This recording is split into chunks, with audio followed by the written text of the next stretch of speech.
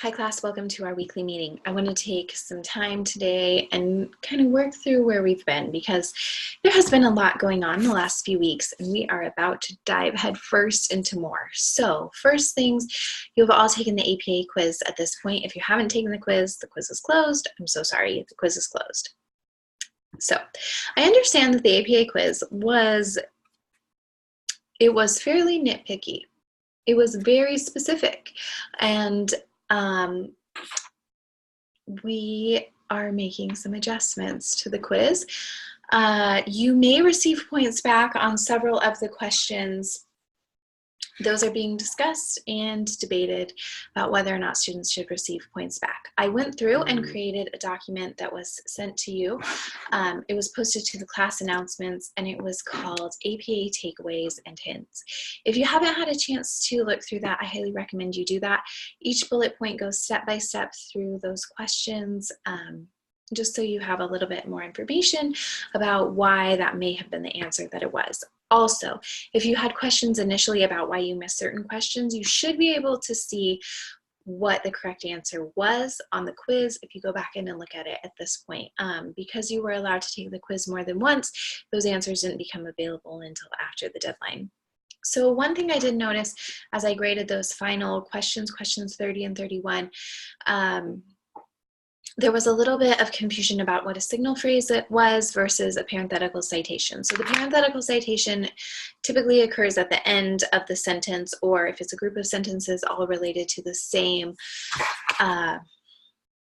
source, it will occur at the end of that. But it is parentheses, author's last name, or names if there are more than one, and then the year the document was published. A signal phrase works a little differently. It's when you incorporate that information into the text. So instead of saying, let me tell you about the example.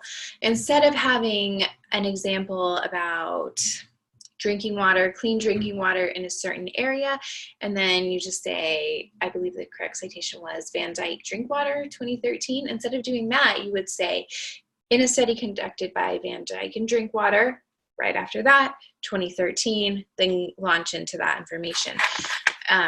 So that's what a signal phrase is. It's when you incorporate that parenthetical citation into the text. If you do a signal phrase, you do not have to include the parenthetical citation at the end of the sentence or the end of the group of sentences related to that same source, just so you know for that. And then the second one's question number 31. There was some confusion about what needed to be included in that parenthetical citation. So you need to include all the authors' last names and the year, and the year the work was published. If there are 7 or more authors, which in this case there weren't, then you would just include the first author's last name at all, the year published. If there are between 1 and 6 authors, you include everyone's last name, no first initials, no first names, and then the year that it was published. And then in subsequent citations for those works that have 3 or more authors, you will include at the first author's last name at all, year published. You do not ever need to include a page number in APA citations unless you are using a direct quote. So that information does not need to be included unless you use a direct quote. In the case of this, a direct quote was not used, so you do not need to use the page numbers. There was a little bit of confusion about the date, and the date was actually something you did have to hunt around for in that journal article. I'm so sorry, but it was listed at the bottom, and so you did have that information, though a couple of you didn't think that you had that information, and so you put no date, which is what you would do if no date was available. So good job finding a solution for that. Just the date was available. So that's the APA quiz. I really do appreciate your patience with that. APA is something that we're going to be stressing in this course. It is something that you will use throughout research. So just keep APA on the radar. I would bookmark the Purdue OWL just so you have that. If you are using RefWorks and Write and Cite, it will take care of most of that APA formatting for you, but it's just good stuff to be aware of because you don't always have access to RefWorks or Write and Cite, and so some of those things are things that you will need to memorize, especially just those little parenthetical citations. They're pretty easy. Sometimes you may find it easier to just insert them yourself rather than going through the hassle of using Write and Cite. Also, if you are one of the people that are still struggling with Write and Cite, I sincerely apologize to you. Write and Cite has a lot of issues. You are not required to use Write and Cite. If you feel that that becomes too cumbersome, throw it out. Just make sure that it has citations. I honestly don't care how your citations get in there.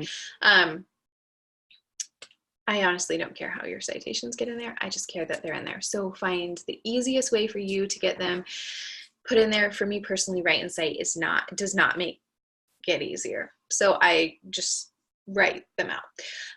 But whatever you want to do, RefWorks probably will make your life a little bit easier as you're doing those end of text references. So let me know if you have any APA questions. Remember, we're not just doing APA references and citations, we're also using APA formatting guidelines. So that means Times New Roman font, 12 point, double spaced on the papers, things like that.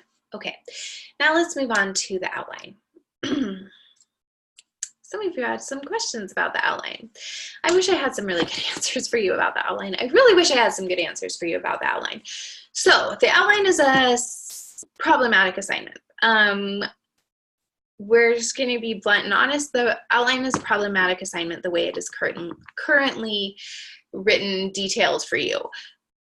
I don't feel that there is enough information for you to be successful on the outline given the rubric and the information that you have. I think an example is needed and more guidance as well. However, a lot of you did a really good job on your outline. The purpose of the outline is to get you thinking about where you want your project to go based on the research questions. So keep that in mind. The outline, the method section, the survey, the data analysis, all of that is based on your research questions. So the most important thing that you need to keep in mind is, what is my research question and how am I going to answer it? So the outline was meant to help you kind of take the steps to do that. So some of you did a concept map first and then the outline, you move forward. So if I were doing it, I would have, you can't see this, it's too sunny.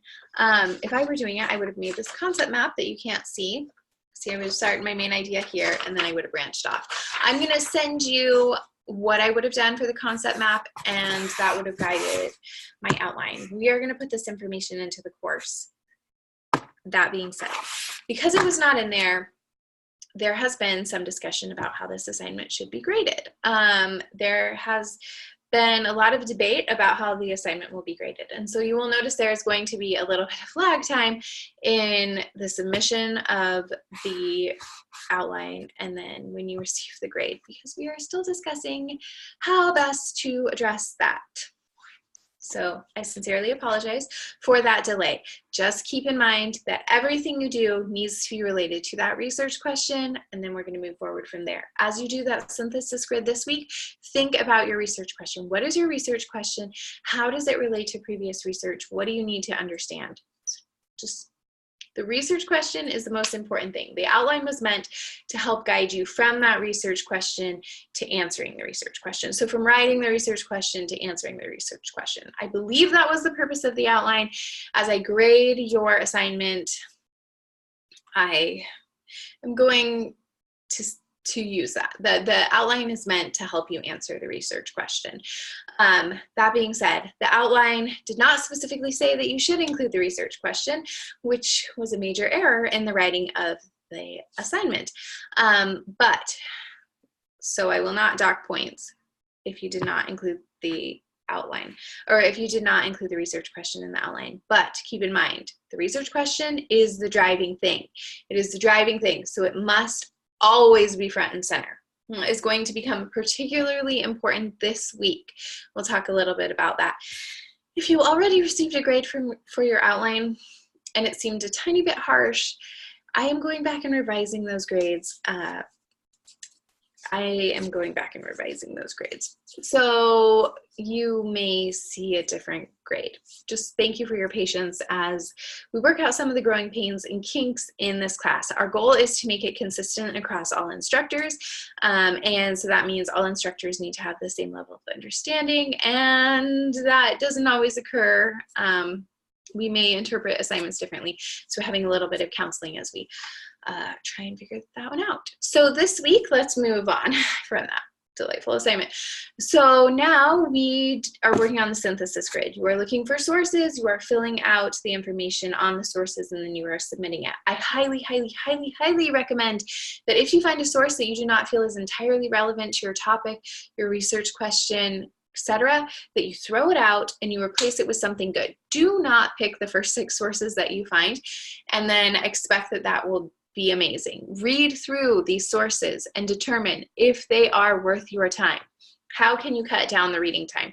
There is a lot of reading. I know you have a life. I know that some of these articles are extremely boring and difficult to get through. So how can we speed this up? First, read the abstract. If the abstract seems irrelevant, throw it out, find something new. If you read the abstract and you think, okay, this has potential, awesome. Now go to the discussion section. It's going to be listed as either the discussions or the conclusion section, or both. Read that section. If that seems like it has potential, then go back and read the entire article. If you get through the discussion section and no, it's not relevant, throw it out and start over.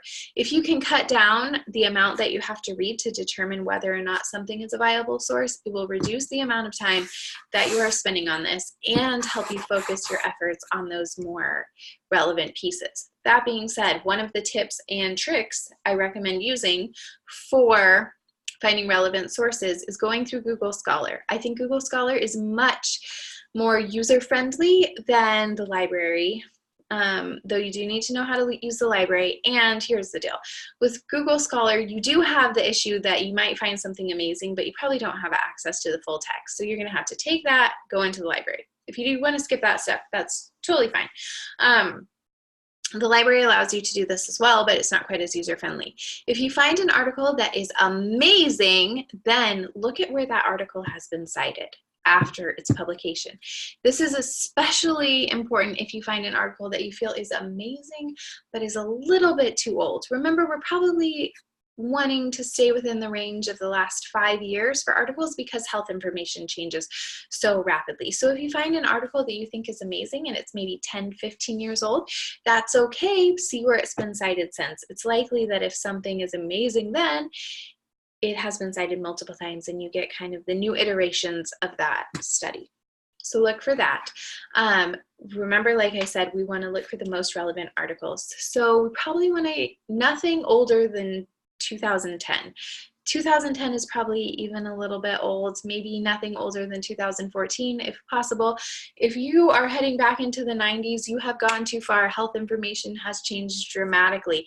If you hadn't graduated from high school when something is published, then maybe that's not great and we should look for something newer. I don't know when you graduated from high school. Maybe that's not a good rule. If I hadn't graduated from high school yet, it's way too old because I'm old now. So that's what you're going to do with the synthesis grid. Then we're going to move past the synthesis grid because that is due on Saturday, and you are going to scramble to get your method section done. Your method section is due on October 19th, as is your survey. So the method section is kind of the roadmap of what you are going to do for the rest of the semester, for the rest of the research project. The Lit Review tells you the background information. It gives you the basis of what you need to know to complete a successful research project. And the method section is what you are actually going to do. We're no more passive. Now we're saying, me as a group member, me as a researcher, this is what I am actually going to do. Couple things. Right now you're going to write this in future tense because you haven't actually done anything. You're planning to do something. At the end of the semester, before you include this in your final report, you will go back and revise the method section to reflect what actually happened and change all of the tenses to past tense because it will be over. You will not currently be in the data collection phase, just so you know. But now it's the future tense. This is what we're planning will happen. You want to be realistic and specific in your plans, but you also want to keep in mind that there is some likelihood that changes will be made just because that's the nature of real life. Changes occur. So keep that in mind. Remember that one of the ways we tell if something is reliable and valid is if it can be replicated. Replication is very important. So you need to be specific enough that a future researcher could use this as a roadmap or a recipe and recreate your study and see if they get the same results in a similar environment. We need to be able to do that. So be specific. You need to counsel with your group members this week. While the method section is an individual assignment, you are all essentially creating the same research project. Yes, you are essentially creating the same research project. So it would be somewhat helpful to talk through this stuff with people who are doing the same thing. You need to decide who you are surveying, how you are surveying them, where you're going to get that survey from, how you're going to write it, things like that. Also this week, so think about the method section, talk as a group. Late this week, early next week, start planning that method section and get that taken care of, because then you are going to jump headfirst into the survey. Here's the deal with the survey. Writing a survey typically takes months, multiple months. You go through multiple iterations, multiple pilot tests of the survey. You have a week to write. You have a week to write a survey. Keep in mind that this needs to be a group effort. You need to take that research question and you need to say, okay, how are we going to answer that research question? What are we going to do to answer the research question? These are the variables that we picked out in our concept map. Going back to that outline, that was a bit problematic, but the concepts we're using are correct. So what are some of those variables that need to be addressed, and how are we going to address them with our survey questions? A couple of things to keep in mind with survey questions. One, it is totally fine to take survey questions from previous surveys. The CDC has a number of excellent surveys that you are welcome to borrow from. You can do a Google search that says CDC surveys, and it should give you the whole list. It will take you to a site on the CDC website, a page on the CDC website, and it should give you a whole list of those surveys that they typically send out. You are welcome to take and borrow questions from there and insert them directly as they are, or slightly tweak if necessary, into your survey. You are also welcome to borrow from previous researchers. As you're going through some of these articles for your synthesis grid, you'll notice that sometimes they do include the survey instrument questions if they did a survey in there. You're welcome to borrow those. You are welcome to borrow them, and from the CDC if you cite them. So marks, if you do that, somehow mark that those questions have been taken from another source, and you can mark them with an asterisk, and then at the end we'll say questions 9, 12, and 15 were taken from this. Questions 4, 5, and 6 were taken from this. Now, you will write a lot of original content for your surveys, but if there is a question that you think is amazing, there is no sense reinventing the wheel. Take that question out and let's see what kind of data you collect for it, on it. You are going to write your own questions. Here's what we need to keep in mind. Questions may seem threatening. If I were to come up to you and ask, do you think that social media causes problems with mental health? There's a little part of you that might think, I don't know, I feel kind of uncomfortable answering that question. But we can soften the question a little bit. There are ways that we can soften the question. In graduate school, you take whole classes on how to soften this question, but you take a week. One of the ways is to say, in your opinion, do you think X, Y, and Z? Or from your experience, X, Y, and Z. Know that people, even if you say in your opinion, and you're asking them like, in your opinion, do you think habits developed in childhood can contribute to obesity later in life? Even a question like that, where you're saying, in your opinion, do you think, person way out in the world, that this could happen? Keep in mind that someone is very often going to answer about themselves. And so you want to create that artificial distance so people feel safe to provide you with an answer, but know that most people are providing information about themselves. So that's why we want to soften it. We especially want to soften it if there's anything to do with mental health, body image, drug use, anything like that. Hopefully you're not doing drug use. This is the way that we get around working with minor children. If you are a group that wants to work with minor children, this is how. In your opinion, do you think children, see how we're asking about children generally and not about your experience as a parent, as a child, as a caregiver, any of that. Since you've created that artificial distance, knowing that they're going to answer about themselves and their experience, you've taken some of the threat away. So think about that. Think about your most sensitive friend, relative, whatever. How would you ask that person a sensitive question? What would you say to ask that question to get a valid response, but not cause them any mental discomfort.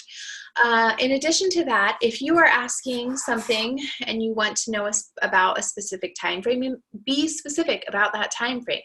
For example, if you were asking about oral health and you wanted to know about their oral health habits, you might say, within the past month, how often did you do X, Y, and Z per day? Keep in mind, most people will answer between a 2 and 4 week period unless otherwise specified, but it's very good to specify because some things, especially daily tasks like oral health, the days kind of run together. So if you can shorten that time period and they can answer only for that time period, and then you can kind of extrapolate, that is better. So if you were asking about oral health and teeth brushing and flossing, you might say, in the past 2 weeks, how often have you flossed your teeth daily? Knowing that people are probably going to over-report, but if you said within the last month, someone's gonna be like, I don't know, flossing your teeth is such a boring thing. I don't think that much about flossing the teeth, probably 3 times. But if you're saying like within the past 2 weeks, within the past week, within the past however many days, people are able to sit there and be like, well, I know I did it this day and this day and this day. So the answer is like 3. Just keep that in mind. We want to make these questions as impersonal as possible so as not to cause threat. We want to add a specific time frame, and we want to borrow and cite from previous studies that have been tested for both validity and reliability whenever possible. So let me know if you have any questions about that. The survey is a group effort. So work on your method section. I say meet with your group late this week, early next week to talk about that method section, and then start working on the survey. Write the survey with the research question in your hand. If you're one of those 2 computer screen people, have that research question on a computer screen. Print out the research question. Whatever you do, have the research question in front of you as you're writing this survey, because this is your one and only opportunity to collect information, to collect data, to answer your research question. You need to do it with the survey. I know the directions say that you can collect data from other sources to potentially answer your research question. You can, but you have to do the survey anyway. So I highly recommend that you kind of throw that information out because you're just going to create double work for yourself. So answer your research question using the survey. Make sure the survey is awesome. If you have any questions about the survey, please let me know. I am happy to help you. If you are one of those groups that is highly, highly motivated to work on that survey and you want to email it to me no later than October 16th, which I understand is only next Wednesday, so it's very, very close, I will get you feedback next Thursday morning sometime before noon Eastern time. On Thursday morning, I will get you feedback so that you know about what you need to fix on that survey. Keep in mind that because the survey is an iterative process and typically it takes a very long time, you are going to receive feedback on your survey that says you need to rewrite questions X, Y, and Z. That is okay. That is not bad. I will wait to grade your assignment. I will provide you feedback, but I will wait to provide a point grade on that assignment until we have gone through and made all the corrections that we need to the survey. So turn in a really good draft of the survey so we have less work to do. Turn in a really good draft, but no additional work is going to be needed on that survey. It just is. It always is. That's how it is. Even if you have been a researcher working for the last 30 years in the field, this would be a process. So we're going to try and make it as painless as a process as possible, while also imposing deadlines and encouraging you to work through it, because students that tend to wait until the last second to write that survey tend to write really bad surveys and collect really bad data and can't answer their research questions and then do poorly on their research reports. So don't be that. Don't be that. Don't do that. Please don't do that. So you have a very busy 2 weeks. Please let me know if you have any questions or concerns. Don't be worried about that outline assignment, the grade. The grade will come when it comes. It will come, and you will all do fine, assuming that you did it. Let me know if you have any questions over the next few weeks. If you want your survey reviewed by October 16th, I am happy to do so. Don't forget about that method section. Have a fantastic, fantastic, fantastic week. I hope that this is not too stressful.